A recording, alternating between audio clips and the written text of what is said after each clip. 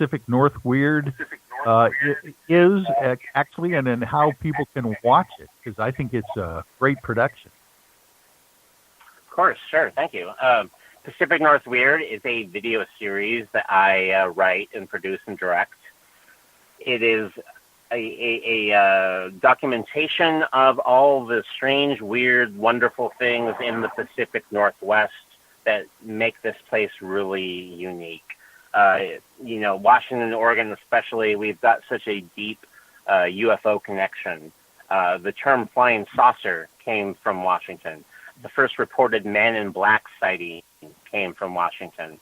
The term Bigfoot and Sasquatch came from the Northwest. There's so many paranormal claims to fame that we have, and I'm a native of this area, so are everyone I work with, and our goal is to really create a video love letter to this region and have fun with it. Well, and you sure do. And we do music videos. We make music videos. We do comedy skits. We do straight up documentaries. Like any sort of a method that we need to convey a story, we do it. And you can find us at PacificNorthWeird.com. That will link you right to our YouTube page. Please subscribe if you go there, and share our videos if you like them. Well, yeah, and I can't wait for the Squirrel Fest video that is probably going to come out of this down the road, because if people have not seen the Biggie Got Foot video, music video, they've got to go check it out at Pacific North Weird, because you've got some talent there, buddy. Thanks, Michael. Biggie Got Foot is a parody that I wrote of Sir Mix-a-Lot's Baby Got Back. And it's my debut as a rapper, and I am rapping about Bigfoot. And it is pretty silly, but I like it. Yes, and you recruited a real great cast to go along with that, not only including the Bigfoot, but some lovely ladies and scantily clad, I remember. Oh, well, Michael, when you do a rap video, you have to have scantily clad women in fur bikinis, gyrating suggestively towards Sasquatch. That's the type of music video I want. So. Yeah, and let me emphasize fur bikinis. Those are great. So you're going to the concert tonight, and then is it over tomorrow, or do you spend the night there? What are you going to do tonight?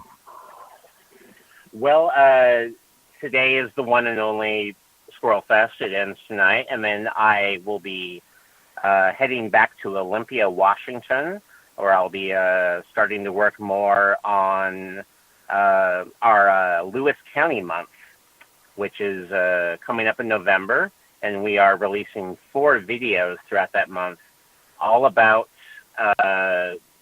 very strange stories to come out of Lewis County, Washington.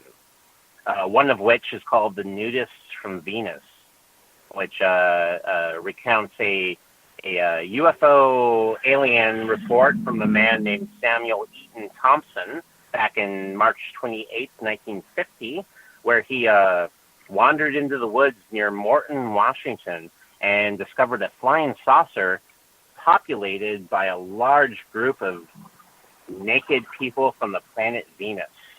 And they took him aboard his ship and told him all about the secrets of the universe. And oh my God, just outside my window, there is a squirrel right now. Oh, This nice. is the first actual squirrel I have seen at the UFO Festival, and I am so excited now.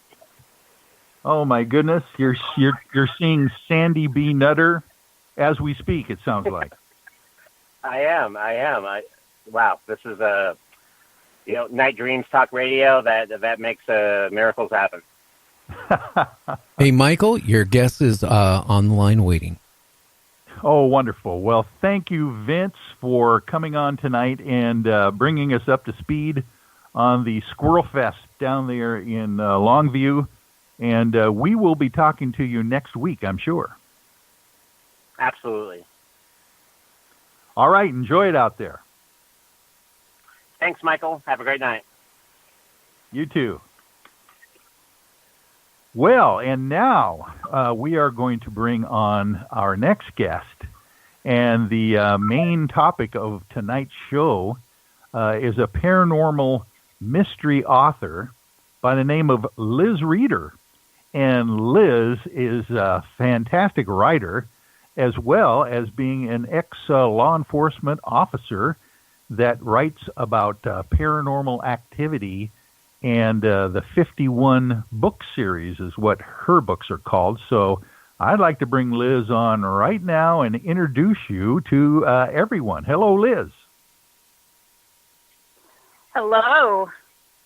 There you are. Thank you for holding there through the last part of Vince E. Nunes' Pacific North Weird report, where he actually saw a squirrel at Squirrel Fest.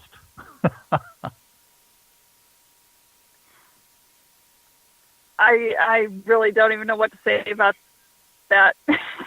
Yeah, I was a little speechless.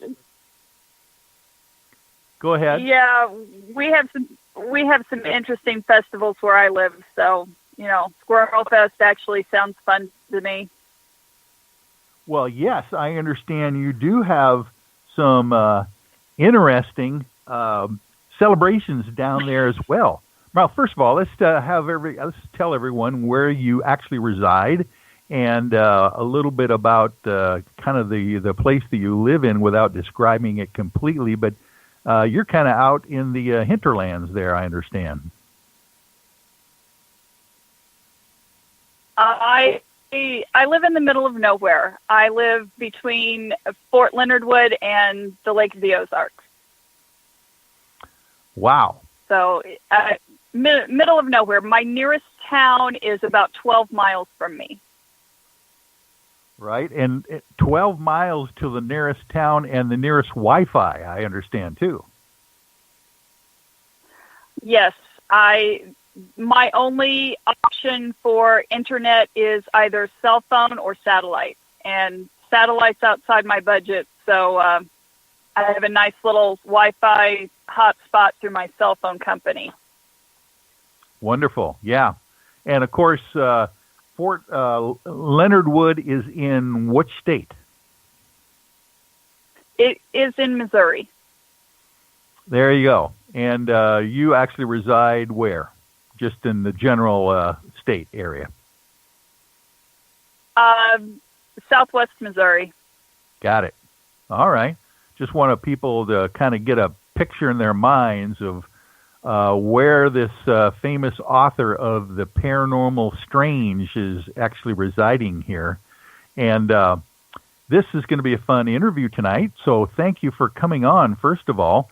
I really enjoy the idea that you've come up with a kind of like a woman hero that is actually a county sheriff in the book series. Isn't that right?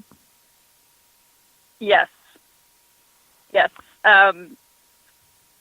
It starts off with she had been injured while she was a deputy at the sheriff's department, and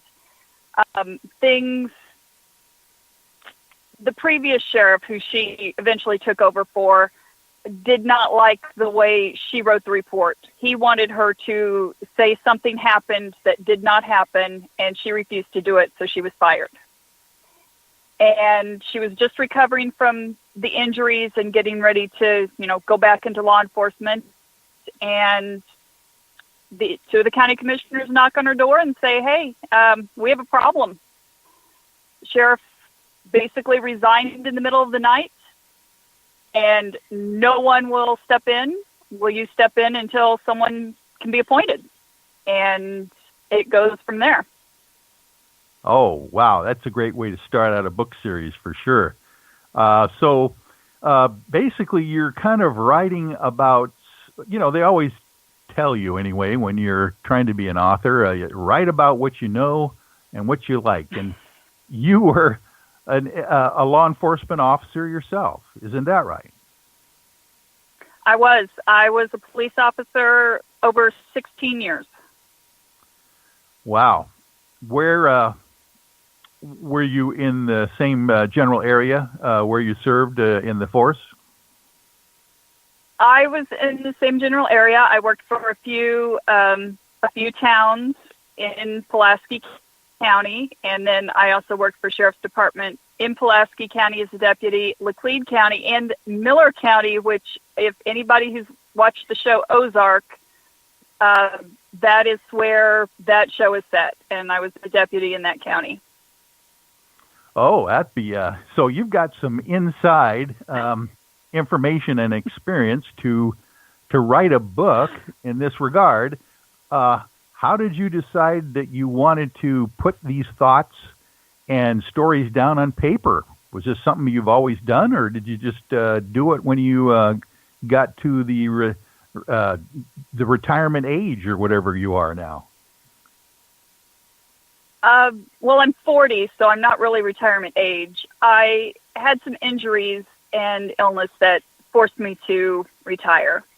And with those things, I have flares where I will have a lot of pain, and basically I'm confined to the couch with cold packs and really can't do a lot.